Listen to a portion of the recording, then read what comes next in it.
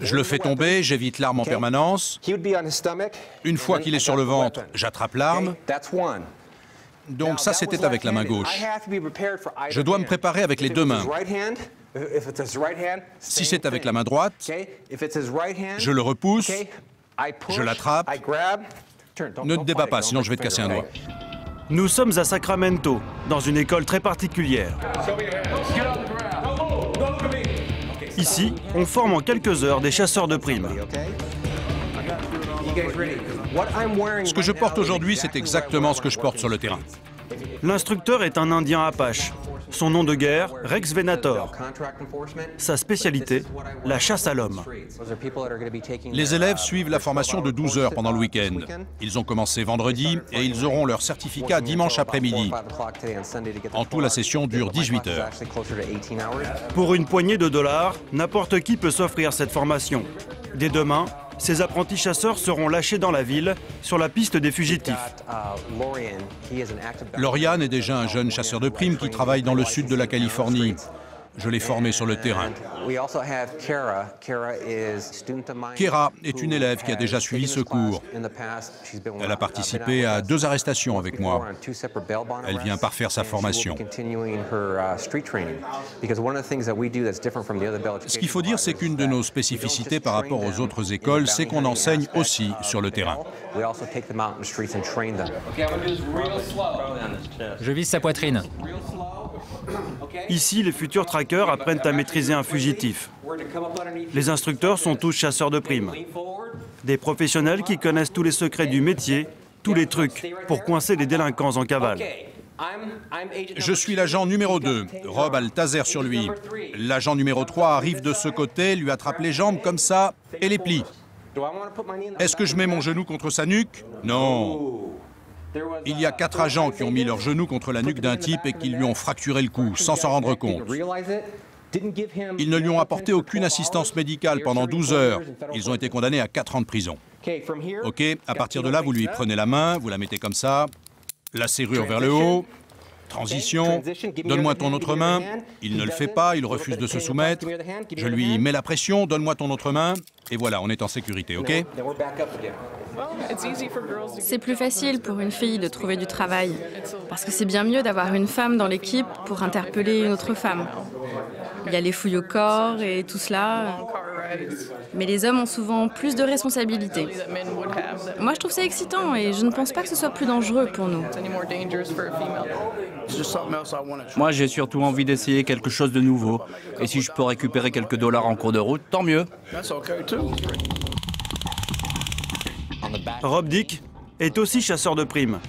Sa spécialité, ce sont les armes. Il les connaît toutes, du fusil d'assaut au pistolet électrique taser. Quand vous envoyez des décharges électriques, l'individu veut s'échapper pour éviter la douleur, car cela n'entraîne pas une immobilisation. Par contre, le vaporisateur au poivre, c'est 90% psychologique. Les repris de justice ont tous reçu du poivre plusieurs fois, ils savent ce que ça fait, ils s'en fichent. Ici, pour devenir chasseur de primes, on n'exige aucun diplôme, ni test d'aptitude au maniement des armes.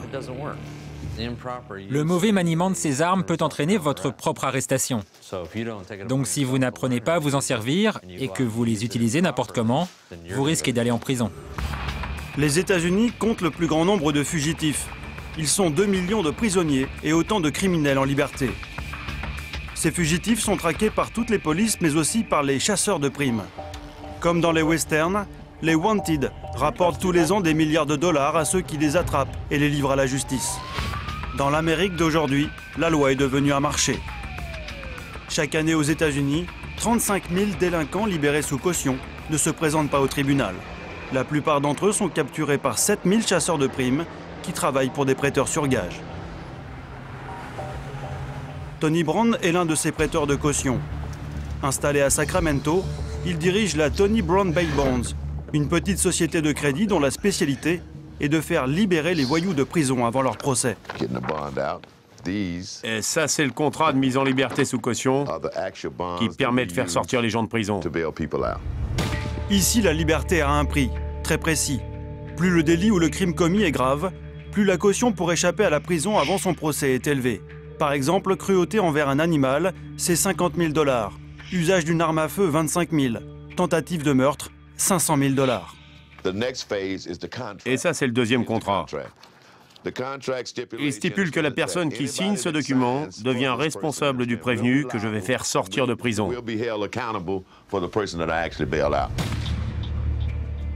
Le prêteur de caution avance 90% de l'argent nécessaire à la libération. La personne responsable du prévenu, elle, verse les 10% restants. Et le contrat co-signé par le prévenu donne les pleins pouvoirs au prêteur de caution. Si le prévenu va à son procès, pas de problème. Mais s'il ne se présente pas au tribunal, celui-ci m'envoie un avis, et là, c'est mon équipe de chasseurs de primes qui prend le relais. Les chasseurs de primes comptent sur Tony Brown pour gagner leur vie. Nous allons suivre les bounty hunters, les chasseurs de primes, les privés qui traquent le petit gibier.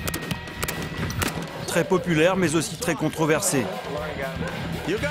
Cette semaine, ils devront capturer 2 fugitifs, des revendeurs de drogue dont la tête est mise à prix, 35 000 et 50 000 $. Mais ils ne sont pas les seuls. L'État américain possède sa propre force de police chargée de traquer les criminels en fuite. Ce sont les fameux US Marshals, popularisés par Hollywood. Grâce à une autorisation exceptionnelle du ministère de la Justice, nous avons pu les suivre en action. Ils sont chargés d'arrêter les fugitifs les plus dangereux, comme ces 2 membres de gang recherchés pour meurtre, dont la mise à prix dépasse le $1 million. Sacramento, le siège du gouvernement californien. Une ville de 2 millions d'habitants qui s'est enrichie à l'époque de la ruée vers l'or. L'homme au chapeau de cow-boy s'appelle Padilla, Leonard Padilla. Il est chasseur de primes.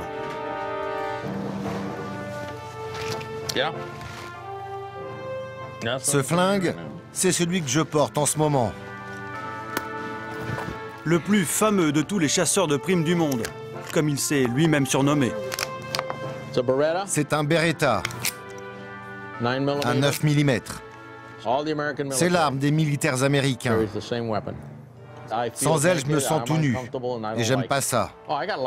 J'ai d'autres pistolets à la maison, car dans ce métier, on n'a pas le droit à l'erreur.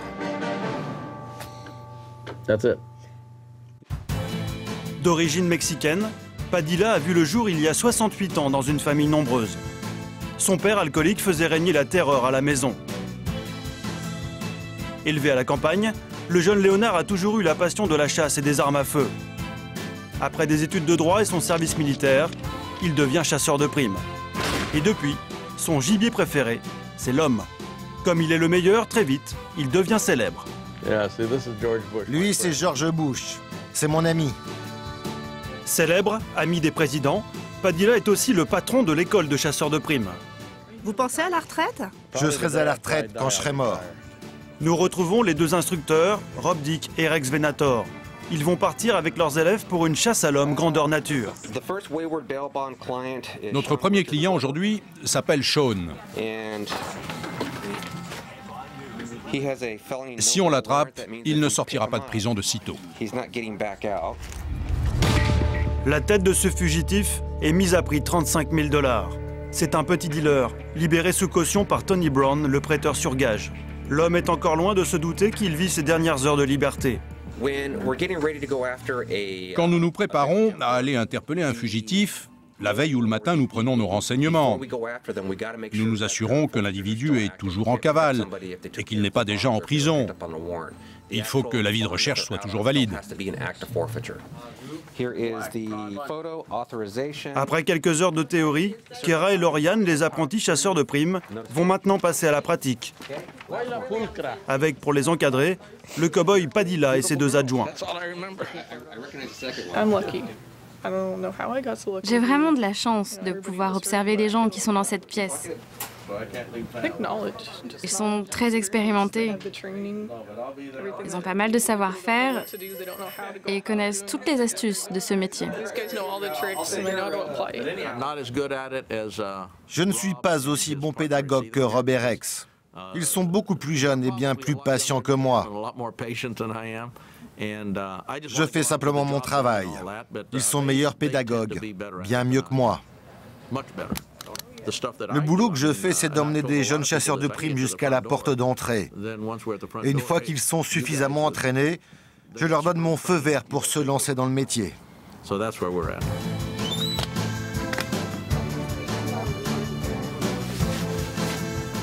Rob, tu es prêt à partir? Oui, je suis prêt.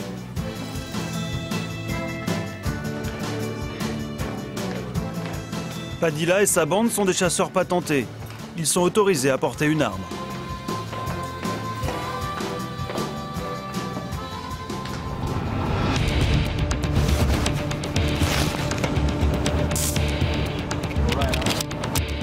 Mais toute cette panoplie sert d'abord à un objectif, en mettre plein la vue, intimider les suspects. Oui, Léonard est bon. Au téléphone, c'est le meilleur des baratineurs. Il connaît tous les trucs pour obtenir des informations sur les personnes que l'on recherche.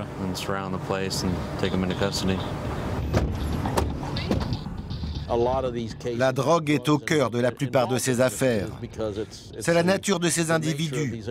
Ils volent, font des braquages pour de la drogue. Et plus ils en prennent, plus ils en ont besoin. Alors ils volent. Donc je dirais que 75% des crimes sont liés à la drogue. Stop! Le problème avec Rob, c'est qu'il ne sait pas conduire. Première étape de la traque, le domicile de la mère du fugitif. Un petit coup d'œil sur sa photo, il est peut-être planqué ici.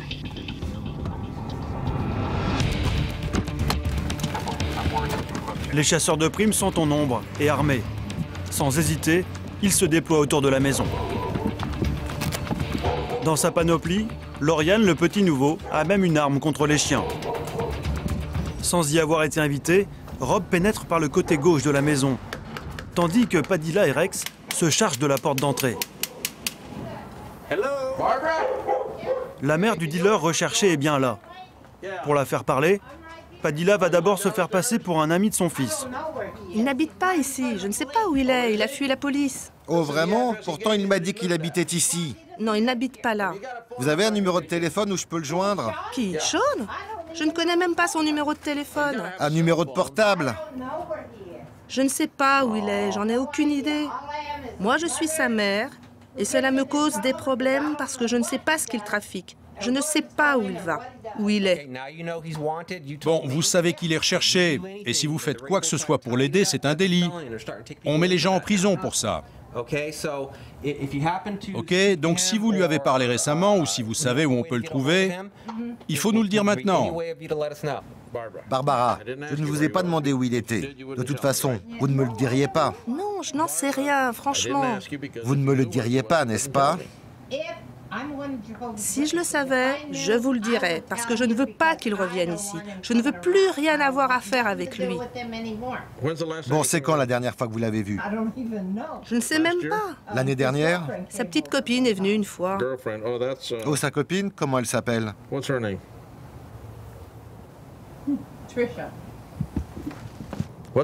C'est quoi le nom de famille de Trisha? Je sais rien. Avant, c'est... Mais je connais même pas son nom maintenant. Où est-ce qu'elle habite? Elle s'est mariée plusieurs fois. Je ne connais pas son nom de famille actuel. Où est-ce qu'elle habite? Dans quel quartier? Il faut que vous m'aidiez. Je n'en sais rien. Avec la petite amie, les chasseurs tiennent une piste. Ils vont la suivre sans perdre un instant. Grâce à Internet et depuis leur véhicule, ils trouvent le téléphone d'une Velia, la cousine de la petite amie. Elle connaît le fugitif. Vous pensez qu'il est à la maison aujourd'hui? C'est bien votre cousine. Ok, ne faites rien. On arrive. Je vous rappelle. Les gars, vous pouvez rentrer. Il paraît qu'il ne se passe rien. C'est une bonne nouvelle? En fait, à ce stade de l'enquête, on ne révèle aucune information. Même pas à vous, on ne sait pas vraiment qui vous êtes. Vous pourriez vouloir nous piéger. Oui, de très bonnes nouvelles. Je crois qu'on a l'adresse. On est très proche du but. La cousine de la petite amie est toujours au téléphone avec Padilla. Elle est prête à coopérer, car c'est elle qui s'est portée garante pour la caution du fugitif. Elle accepte même de les mener à sa planque. Ok, on va vous attendre au coin. Arrivée chez la petite amie, la cousine va s'assurer en courant que le dealer est bien là. Et il n'y a pas de flingue dans la maison? Par téléphone, Padilla continue de l'interroger. Velia ressort, elle a du nouveau. Le fugitif est dans une autre maison, dans une rue voisine. Ok, on va te suivre. Ne va pas trop vite. Là, en fait, on est en train de suivre Velia, la dame responsable de la caution. C'est la cousine de Patricia, petite copine du type qu'on recherche. Elle nous a demandé de la suivre. Velia va-t-elle enfin réussir à localiser le fugitif? Est-il bien dans la deuxième planque? Le temps passe et Padilla commence à douter. Quand soudain la cousine ressort et remonte dans sa voiture, c'est le signal. Il est là? Ils sont combien dans la maison? Qu'est-ce qu'il porte? T-shirt blanc et short bleu. Allez, on y va. Ok, on y va. Vous couvrez l'arrière de la maison, il va peut-être s'enfuir par là.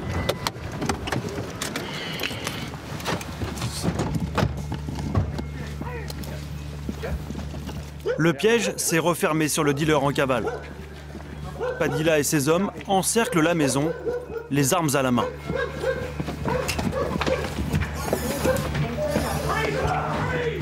Les chasseurs investissent la maison alors qu'ils n'ont pas de mandat de perquisition. Ils n'ont aucun égard pour les femmes et les enfants terrifiés par cet assaut. Mais si la proie leur échappe, adieu les 5 000 $ de récompense. Si les chasseurs de primes sont munis d'un mandat d'arrêt, ils ont moins de droits qu'un policier officiel. Par exemple, aucune loi ne les autorise à pénétrer ainsi chez les gens. Alors pour parvenir à leur fin, ils jouent de leur force et de l'effet de surprise. Rob Dick se précipite derrière la maison pour prévenir toute tentative de fuite.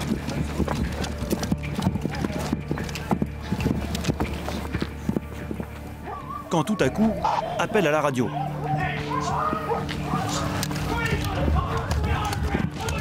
Lauriane vient de neutraliser le dealer d'une décharge de son pistolet électrique au moment où il franchissait la palissade. À terre, bordel! Maintenant! Je vais te tirer une balle dans la tête si tu bouges, tu m'entends? Tu bouges pas! Le fugitif a reçu une décharge de 5000 volts. Il est sonné, incapable de résister. Hé, amigo, pourquoi tu fais le con? Désolé, je ne cours nulle part. Je suis désolé, je ne peux plus respirer. J'arrive pas à respirer.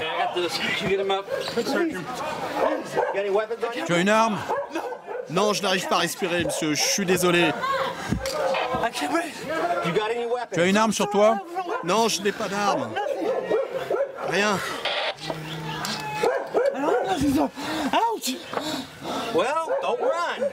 Désolé. Désolé. Debout. Qui êtes-vous?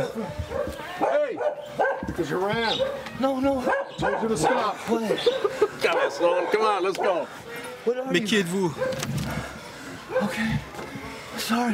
Ne sois pas désolé. Désolé.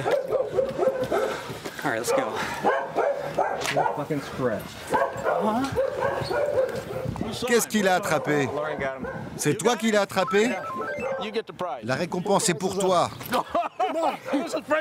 C'est pour la télévision française, baby. Moi, je couvrais l'arrière, je n'ai rien vu. Apparemment, il a enjambé des barrières et s'est mis à courir. Je ne suis pas sûre, mais j'ai l'impression qu'ils ont utilisé le taser. Et vous avez eu peur?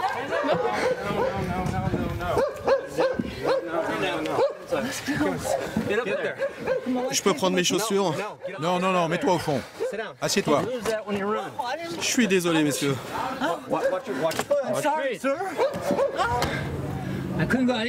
Je ne me suis pas présenté devant le tribunal parce que j'étais coincé avec 3 petits-enfants. Ma fille s'est mise beaucoup à boire et elle a abandonné les enfants. Qu'est-ce que je pouvais faire d'autre? Tu m'as tiré au taser. J'ai chié dans mon froc. Ah ouais, c'est pour ça que ça sent bon. Ces types sont meilleurs que les flics, croyez-moi. Les flics n'auraient même pas réussi à m'attraper. Mais les chasseurs de primes, ils sont plus rapides que quiconque. Ils sont plus efficaces que les flics? Ils sont plus agressifs et ils sont plus rapides. Ils ne laissent pas tomber, ils ne se fatiguent jamais non plus. C'est la première fois que ça vous arrive? Une fois, quand j'étais plus jeune, j'ai échappé à la police. J'ai escaladé une barrière, j'ai couru, il n'y avait personne derrière moi. Donc c'est la deuxième fois. Oui, mais cette fois je suis enchaîné, je suis menotté. Là j'ai les jambes coupées. Je savais que j'allais aller en prison. Je le savais. Depuis combien de temps vous êtes en fuite? 7 mois. C'était comment pendant ces 7 mois? Terrible. Les pires choses se sont passées, mais maintenant, j'en ai pour 10 ans de prison. Les mecs, vous êtes vraiment rapides. J'allais me rendre, hein. Fin de la cavale pour le fugitif. Un trophée de plus pour Padilla. En 35 ans de chasse à l'homme, c'est plus de 4000 délinquants qu'il a déjà livrés à la justice. Mais en Amérique, tout le monde n'approuve pas les méthodes des chasseurs de primes. Los Angeles, à la faculté de droit de Loyola Marymount, Laurie Levenson, experte en droit criminel, connaît bien la loi sur les bounty hunters. Les chasseurs de primes sont une sorte de retour en arrière, la partie archaïque de notre législation. En fait, ça remonte au Far West, à une époque où l'on s'élançait à cheval à la poursuite des fugitifs pour les ramener chez le shérif. Ça ne fonctionne plus exactement comme ça aujourd'hui. Je pense que certains chasseurs de primes sont vraiment dangereux, parce qu'ils ne reçoivent pas la même formation et qu'ils n'ont pas les mêmes valeurs. Pour devenir officier de police, il y a toute une procédure de sélection. Il faut suivre une formation de plusieurs mois à l'école de police, sans compter que l'on est responsable devant la loi si on viole les droits civils d'une personne. Les chasseurs de primes sont dispensés de tout cela. Ils suivent une formation extrêmement sommaire et quand ils partent exercer leurs fonctions, ils sont armés. Et il faut espérer qu'il n'arrive rien de grave. Mais les plus gros gibiers échappent aux chasseurs de primes. Ils sont du ressort d'une des plus vieilles polices américaines, les US Marshals.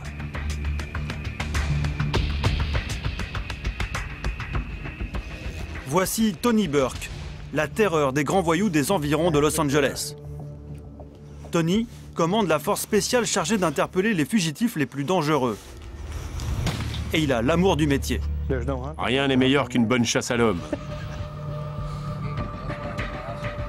La chasse à l'homme, c'est le quotidien des marshals de Tony Burke. Ils sont une cinquantaine, prêts à intervenir dans tout le sud de la Californie, au moindre avis de recherche d'un fugitif. Ils sont équipés comme les militaires d'une unité d'élite. Fusils d'assaut, liaisons satellites et véhicules blindés en cas de fusillade. Leur gibier, ce sont les vrais méchants, ceux qui n'ont rien à perdre.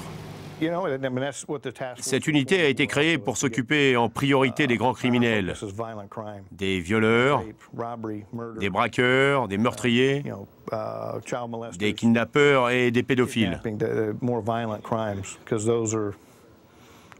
Ces types sont ceux qu'il faut attraper en priorité. Ils commettent des actes violents contre les gens.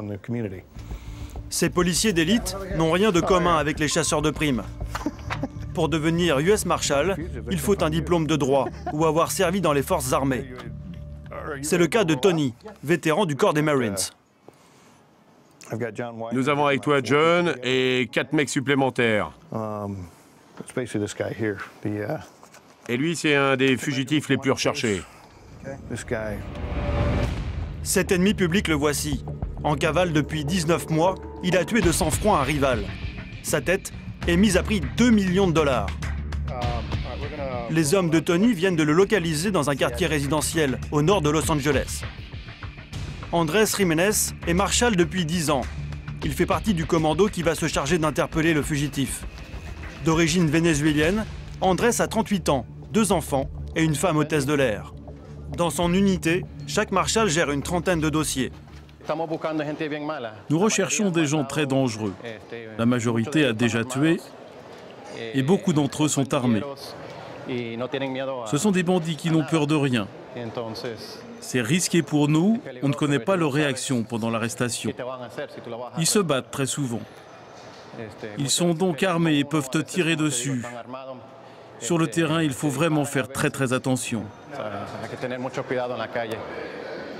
Avec leurs tatouages et leurs dégaines de surfeurs californiens, Andrés et ses collègues n'ont pas le look habituel des policiers américains. Pour passer inaperçus, Les US Marshals s'habillent en civil et roulent en voiture banalisée. Cette voiture, c'est mon bureau. C'est là que je passe la majeure partie de mon temps.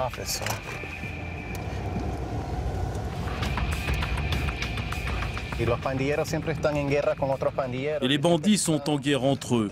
Ils essaient toujours d'étendre leur territoire pour vendre la drogue. Ils sont en guerre et ils sont tous armés, pas seulement pour se protéger de la police, mais aussi pour se protéger des autres gangsters.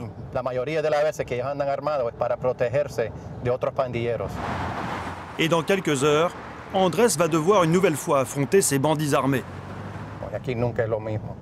Ici, c'est jamais la même chose. Par exemple, aujourd'hui, je ne sais pas ce qui peut arriver. Il ne va peut-être rien se passer, ou alors le type va nous tirer dessus ou s'enfuir. Ça, c'est ce qui me plaît dans ce travail. Tu ne sais jamais ce que tu vas faire et chaque cas est vraiment passionnant. Les Marshals se retrouvent dans un parking. Ils sont 12. L'homme qui les commande s'appelle Raúl Morales, un des plus grands spécialistes de la lutte contre les gangs. Ses ordres sont clairs et précis. S'il vient de l'est ou de l'ouest de l'immeuble et qu'on a l'opportunité, on l'interpelle.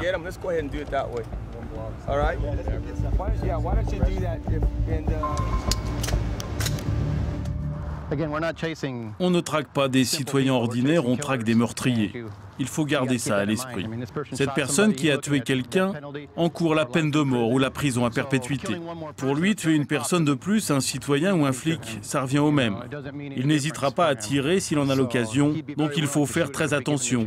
Je ne sais pas si on peut parler de peur, mais en tout cas, on reste très prudent. En route pour la capture, 12 marshals, dont certains sont déjà à l'affût depuis le matin.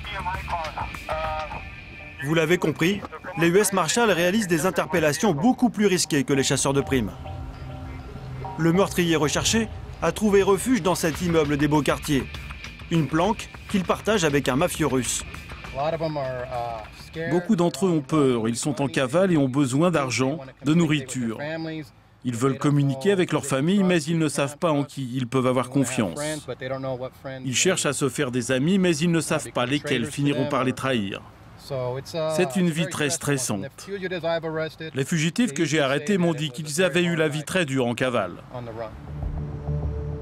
Les derniers renforts se déploient, discrètement. Après des semaines de repérage et de filature, le moment est arrivé d'appréhender le meurtrier.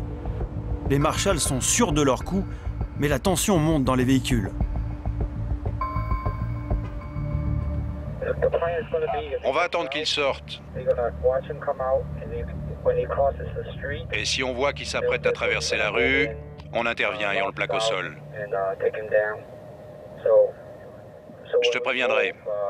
Garde ta voiture en attendant. Ok, terminé. Ça, c'est le mec russe. Il est torse nu et tatoué, c'est le copain russe du fugitif. Comme s'il se doutait de quelque chose, le russe, un mafieux tatoué jusqu'aux oreilles, s'est livré à un curieux manège. Il a fait semblant d'inspecter son moteur tout en surveillant la rue. Après un moment, il a fini par partir, laissant le champ libre aux marshals. Bon, s'ils sortent ensemble de l'immeuble, on attendra qu'ils traversent la rue. On interviendra juste avant qu'ils montent dans leur voiture. Voilà la voiture. Je pense qu'on peut la voir. Il est à la voiture. Allez, on y va, on y va.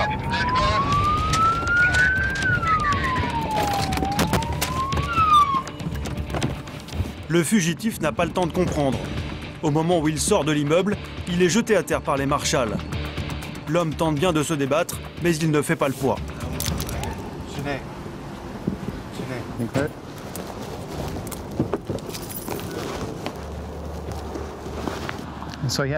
Il avait un couteau, il a résisté un peu, mais il a fini par se laisser faire, car il y avait beaucoup d'hommes sur lui.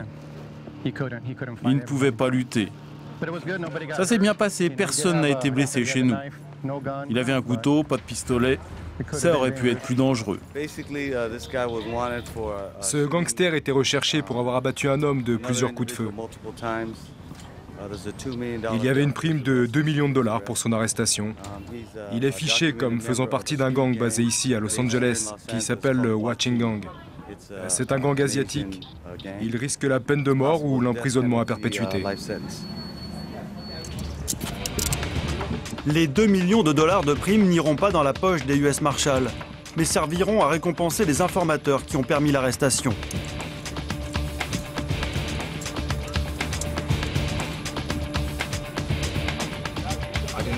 J'ai rien à dire.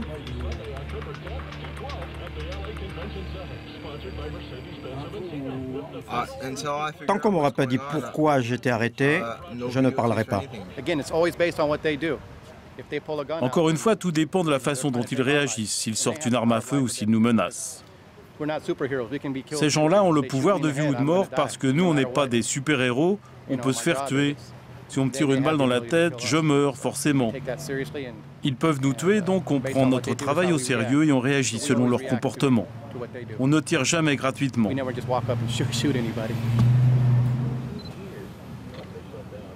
Le fugitif a été légèrement blessé à la tête pendant son arrestation. Et il va sûrement se plaindre de mauvais traitements. Si tu as besoin d'une cigarette, ne t'inquiète pas, on t'en donne une.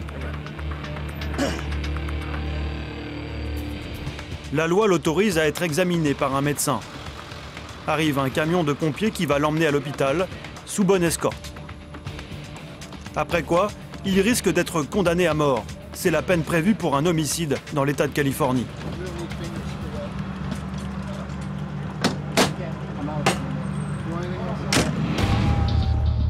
Pour Andrés, retour au quartier général des Marshals. C'est très difficile de devenir marshal, il n'y en a que 3000 aux États-Unis. Chez nous, les règles sont très strictes. Nous devons savoir utiliser nos armes parfaitement. Tous les 6 mois, on passe un test et il faut obtenir un bon résultat. Sinon, on doit le repasser et si on le rate encore, on nous retire notre arme. Nous ne sommes pas des chasseurs de primes, il ne faut pas confondre. Nous, on ne poursuit pas ceux qui violent leur conditionnel. Andrés est un fonctionnaire qui sert le public. Pas comme ces privés dont il tient à se démarquer. Ceux que poursuivent les chasseurs de primes vont passer une semaine ou 2 en prison et seront libérés. Donc ils n'ont pas vraiment peur de se faire arrêter. Les privés, eux, sont payés pour chaque arrestation. Ils récupèrent un pourcentage de la prime. Moi, je peux arrêter 100 personnes ou une seule, je serai toujours payé pareil. Les US Marshals n'aiment pas trop les chasseurs de primes. Ils leur reprochent leur méthode peu scrupuleuse. Un nouvel exemple va nous être donné par Padilla en personne. Un prêteur de caution s'est déplacé pour lui proposer un nouveau contrat. Il s'agit d'aller capturer dès ce soir cet homme, un Mexicain interpellé alors qu'il conduisait sous l'emprise de la drogue. Les apprentis chasseurs de primes de l'école de Padilla n'en espéraient pas tant. Pour la 2e fois de la journée, ils vont découvrir d'autres ficelles du métier pour forcer la porte d'un fugitif. Toute l'équipe se rend au dernier domicile connu du Mexicain et se retrouve devant la mère de ses enfants, qui tente d'abord de s'opposer à l'intrusion. Bonjour, vous vous appelez comment? Vous êtes seul ici? Qui d'autre habite ici? Salut, désolé de vous déranger. Je voudrais vous montrer des photos. Alors? Je ne sais pas où il est. Attention, si vous ne parlez pas, vous allez devoir nous suivre. Je ne sais pas où il est. Je vous ai déjà parlé, vous m'avez menti. Quand ça? Quand vous m'avez dit qu'il était en prison alors qu'il était dehors. Non, j'ai dit qu'il... N'aggravez pas votre cas. Tout ce qu'on veut, c'est le retrouver. C'est tout. Ça n'implique personne d'autre et personne ne saura la différence. On ne veut pas créer de scandale. Si vous ne répondez pas, on va vous emmener au tribunal et vous poser les mêmes questions devant le juge. Je suis sérieux. Alors dites-moi où il est. Je ne sais pas. Je sais qu'il devait se présenter au tribunal, mais il n'y est pas allé et il n'est jamais revenu ici. Oui, il n'y est pas allé. Ce sont ses enfants? Vous voulez qu'on perquisitionne? Vous avez un mandat? Oui, j'en ai un. Où est le document? Il y a 3 formulaires. Ok, tu as tout apporté. Une nouvelle fois, Padilla a menti. Le document brandi n'est qu'un mandat d'arrêt qui ne l'autorise en rien à pénétrer dans la maison. Levez-vous de ce canapé, s'il vous plaît, je veux vérifier quelque chose. Vous avez des armes ici? Non. Mais la jeune femme, impressionnée par la menace, a fini par céder. Les chasseurs sont dans la place.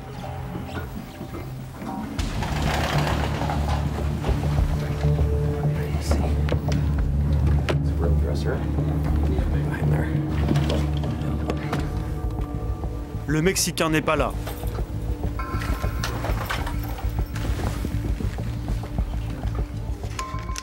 Je regarde si à la date de son anniversaire, il y a son numéro de téléphone. Il n'y a rien. Padilla a du flair. Alors, il repassera quand? Il ne repassera jamais. Plus jamais? Il va vite retrouver sa piste et vous allez voir comment. Angelo, c'est quand la dernière fois que ton papa y passait? Attendez. Oui, quand? Samedi. Samedi? D'accord. Et voilà, la vérité sort de la bouche des enfants. La mère n'a rien dit, mais Padilla sait maintenant que le fugitif viendra sûrement le week-end prochain rendre visite à ses enfants.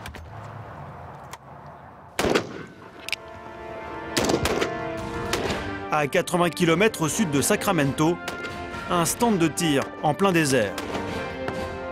Le rendez-vous de tous les porte-flingues de la région. 357, Smith et Wesson. Entre deux chasses à l'homme, Padilla vient ici s'entraîner avec ses adjoints et leurs élèves. Si tu es patient, tu réussis à tous les coups. Hier, Padilla a raté son Mexicain, mais il reste confiant. Ah, le Mexicain. On a plus d'informations aujourd'hui qu'hier soir. On sait qu'il repasse à la maison parce que le petit garçon a dit qu'il était là samedi dernier. Parfois, on commence une affaire, on ne la résout que plus tard. L'affaire du Mexicain, par exemple, prendra peut-être 1 an. Ce n'est pas grave, on a tout le temps. Parfois, il y a des cas urgents à régler en 2 ou 3 jours. Et là, pas de temps à perdre. Et puis, ce jour-là, le plus célèbre chasseur de primes du monde s'apprête à intervenir à la télé. Comment ça va aujourd'hui? Très bien. C'est un habitué des plateaux. Ses exploits ont fait de lui une star. Ça commence dans 15 secondes. Le cow-boy Padilla est régulièrement l'invité de l'émission quotidienne de faits divers de CNN, le Nancy Grain Show. Léonard Padilla? Ah, il est fameux. Et oui, je suis fameux parce que je suis le meilleur dans ce que je fais. Je ne rate jamais rien, je réussis tout. Et je suis productif. Et il capture plein de monde. Et combien de millions de dollars vous avez gagné? Assez pour aller en prison parce que je n'ai pas payé mes impôts pendant 3 ans. Allez, on s'en va. À demain, amigo.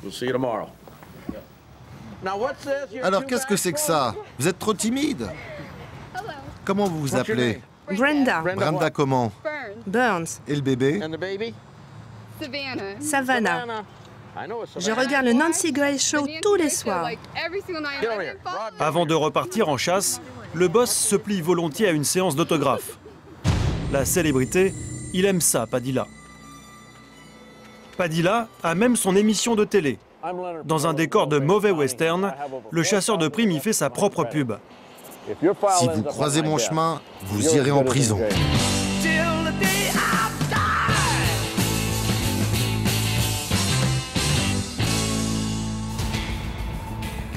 Hollywood. Ici, tout est spectacle, même le crime. Cet homme l'a compris, il exploite le filon. Producteur de télé à la mode, il a inventé un nouveau programme qui met en scène des chasseurs de primes en pleine chasse à l'homme. Cette émission s'appelle Les Fugitifs de la Loi. Ici, en Amérique, les téléspectateurs veulent de l'action et de la violence dans leur programme. Et voici un de leurs exploits filmés de bout en bout. Ce n'est pas du cinéma, mais une vraie chasse à l'homme. Dans une ferme du Texas, un fugitif s'est retranché. Les chasseurs de l'émission l'encerclent avec hélicoptère, voiture blindée et fusil à lunettes. Le tout payé par la production.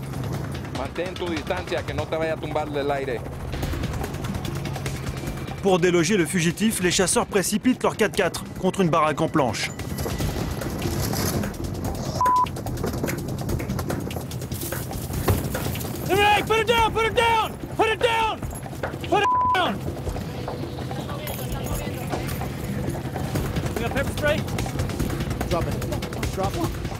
Aveuglé par le gaz, l'homme est plaqué au sol, réduit à l'impuissance. Le plus incroyable, c'est que cette femme et ces hommes sont de vrais policiers, membres d'une unité antiterroriste qui se vendent le week-end aux producteurs de l'émission. La télé-réalité dans sa version la plus crue, le crime au service de l'audimat.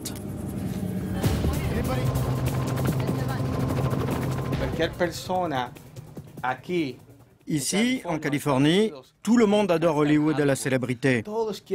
Qu'ils soient policiers ou criminels, les gens veulent leurs 15 minutes de gloire.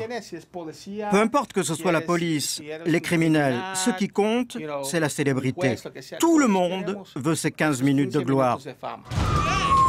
Les gangs sont la plaie de l'Amérique, notamment en Californie. Misère, chômage, tension raciale, un mélange explosif. Rien qu'à Los Angeles, la police recense 250 gangs et 150 000 gangsters qui, chaque année, commettent plusieurs centaines de meurtres. Pour les US Marshals, ce sont les fugitifs les plus difficiles à interpeller.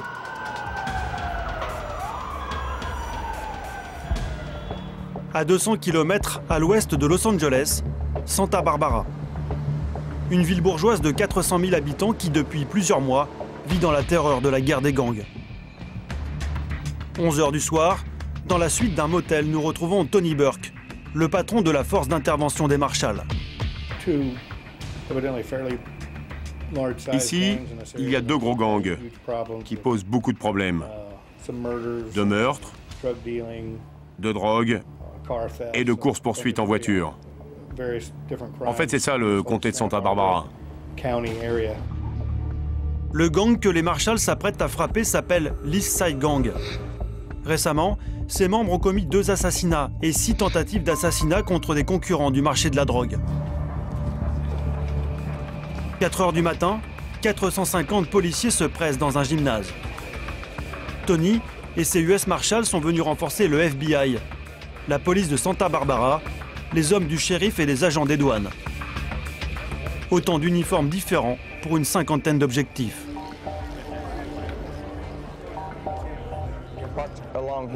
Raúl Morales, le spécialiste des gangs, est chargé de l'arrestation de 2 gangsters soupçonnés d'être les auteurs des meurtres. Le premier, le voici. Un latino qui, à cette heure-là, dort encore sur ses 2 oreilles. Un des chefs du gang qui peut compter sur la solidarité et la protection de son groupe. Miguel, le numéro 1. Son casier judiciaire comprend la possession de drogue, achat de drogue, résistance devant les forces de police et vandalisme avec des Elite Fit. L'un d'eux a un passé criminel particulièrement chargé, avec violence avec armes.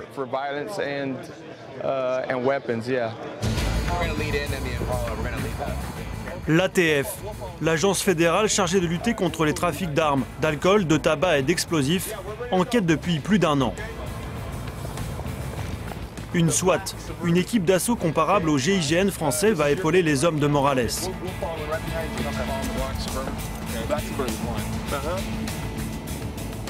Les arrestations vont se faire simultanément aux 4 coins de la ville. À 6 h du matin, l'heure légale, l'assaut est donné à la maison du gangster latino.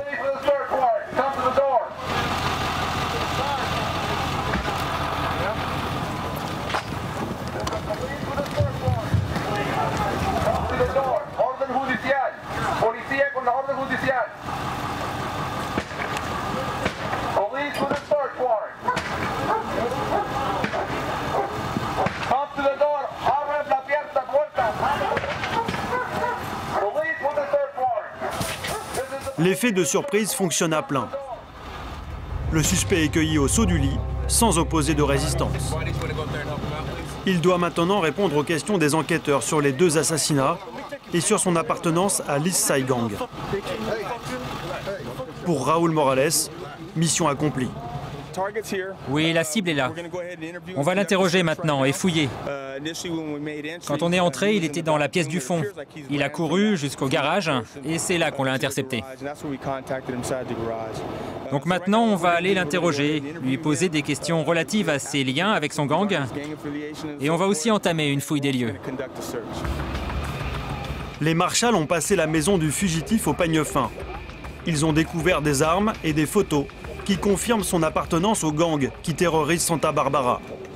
Mais pas de preuves directes de sa participation au meurtre. La journée est loin d'être terminée. La seconde phase de l'action pour Raúl Morales et ses hommes, c'est la capture d'un deuxième gangster, tout aussi violent que le précédent. Christopher, l'autre chef de l'East Side Gang. On a un mandat d'arrêt pour Christopher. Il mesure près d'1,80 m, il pèse 93 kg, il est né en 79. Son casier comprend cambriolage, vol, trafic de voitures, bagarre et conduite en état d'ivresse. Il a récemment été arrêté après une course-poursuite pendant laquelle il a laissé tomber une arme à feu. D'accord ? L'État de Californie a déclaré la guerre aux gangs. Et ses marshals sont en première ligne. Il faut absolument arrêter les tueurs, prouver que la loi a toujours le dernier mot.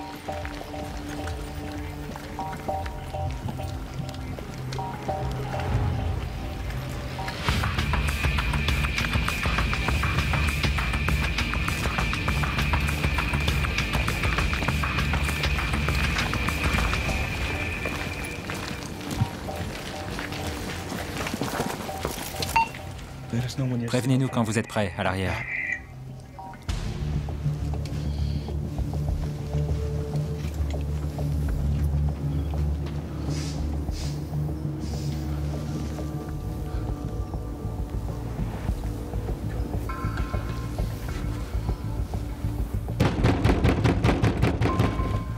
Police, on a un mandat d'arrêt, ouvrez la porte.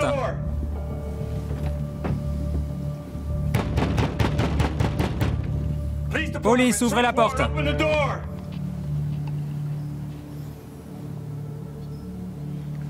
Aucun mouvement.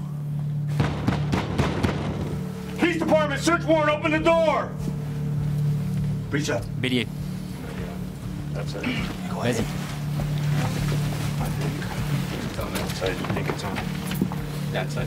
Yeah, where you're at.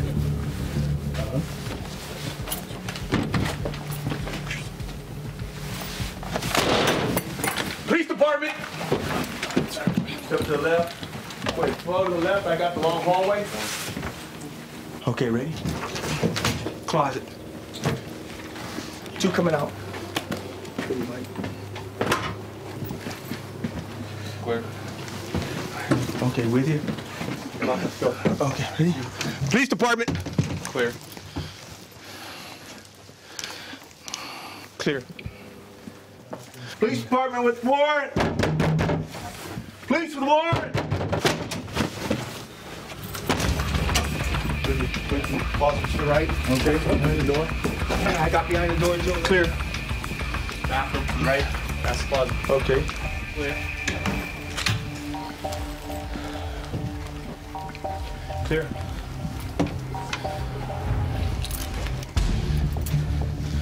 What we like to do on the search back is just make sure that Faut vérifier qu'il n'est pas caché derrière des vêtements.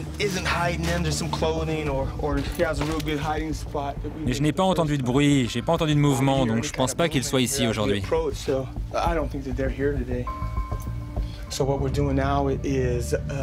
Maintenant, on va fouiller le garage et s'assurer qu'il ne se cache pas là-bas. Mais il semble bien qu'il n'y a personne. J'ai entendu aucun mouvement.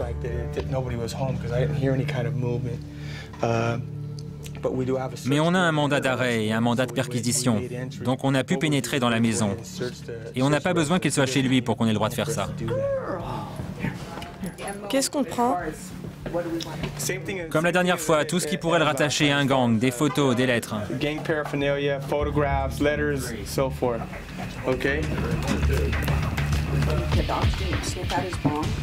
Maintenant, place aux experts. Ils vont tout fouiller, tout examiner à la recherche de preuves.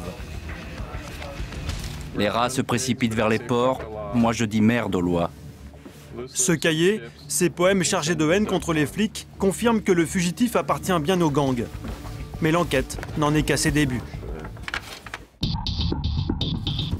Le fameux mandat de perquisition, c'est tout le problème de Padilla et des chasseurs de primes. Comme ils ne l'ont pas, ils sont toujours limites dans leurs interventions. Dernier exemple, la cible, c'est ce fugitif de 40 ans. Encore un toxicomane, à 16 heures, petit dealer de crystal meth, la drogue à la mode en Californie. Mise à prix, 35 000 $. Libéré sous caution, il ne s'est pas rendu à son procès.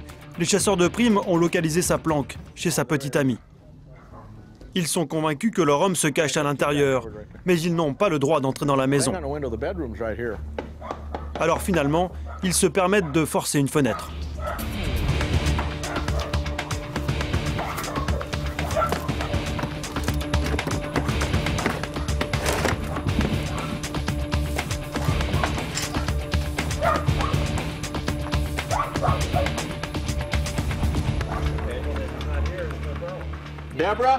Tu sais, s'il est là, tu iras aussi en prison. Je sais, mais il n'est pas là. Déborah, ouvrez la porte. S'il est là et que vous nous laissez entrer, vous n'aurez pas de problème. De toute façon, on rentrera, on va casser la porte. Viens ici et ouvre la porte. Ouvre la porte. Et ne touche pas à cette fenêtre. Lâchez ma fenêtre. Je ne lâcherai pas tant que tu ne seras pas venu ouvrir. Il n'est pas là. Va ouvrir la porte, maintenant. Je ne vous ouvrirai pas. Ouvre-la. Lâchez ma fenêtre. Je vais être obligé de passer par la fenêtre. Très bien, passez par la fenêtre. Devant la menace, Jeff, le fugitif, finit par se montrer. Jeff, levez les mains que je puisse les voir. Jeff, levez les mains et allez à la porte de devant. Il se dirige vers la porte.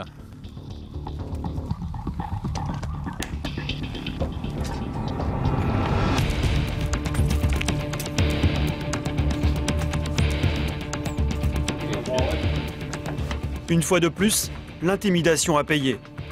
Personne ne résiste à Padilla, pour qui le baratin est aussi important que le flingue.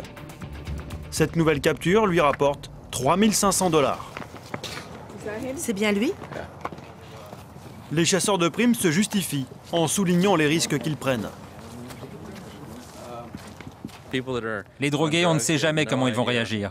Il peut y avoir des gens dans la maison qui vont devenir agressifs tout d'un coup. Aussi parce qu'ils ont leurs propres problèmes avec la police. Peut-être qu'il y a quelqu'un d'autre qui est recherché et cette personne va décider d'agir pour aider le fugitif. On ne sait jamais. Donc on se dépêche, on l'arrête, on l'emmène et c'est fini. On a fait ce qu'on avait à faire.